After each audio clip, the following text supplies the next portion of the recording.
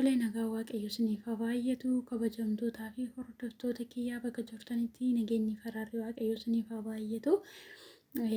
Egaa maalidha yoo jettanii waan ana irra qabdee dhufe baay'ee tokko waan nama ajaa'ibu tokkodha. Maaliif namni tokko gaafa gara jireenyaa yookiin gara jaalalaatti deemu wanta baay'eetu jira. Amma akkuma argitan ijoollonni kunii abireeshii firoottan yeroo darbee qalabatillee yeroo isaan godhatan baay'ee tokko ilaalaa turre irraa haalan dura mucayyoo dura wajjin dabartee ilaalaa turre irraa waa baay'ee ilaalaa turre jechaadha. Maaliif sababni isaa garuu yeroo qalabatii kana godhatanii maatiin bishii beekaniitudha moo zummalanii hiriyootuma isaatu beekeetira kan qalabatii godhatan. Ani yeroo sanallee baay'ee na dhibee ture.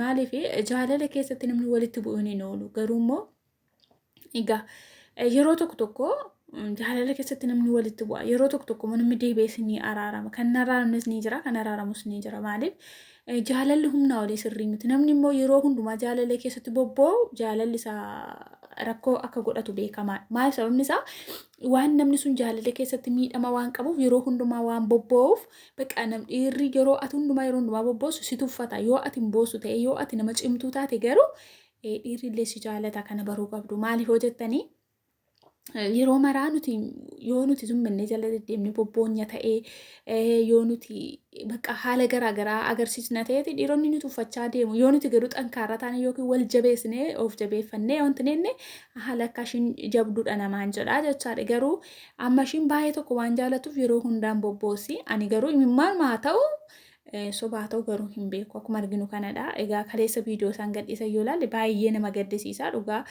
jaalalayyuu nama jibbisiisaa jechaadha. Kanaaf maalumaaf iyyuu dhugaa baay'ee tokko nama antini jedha. Jaalalli isaanii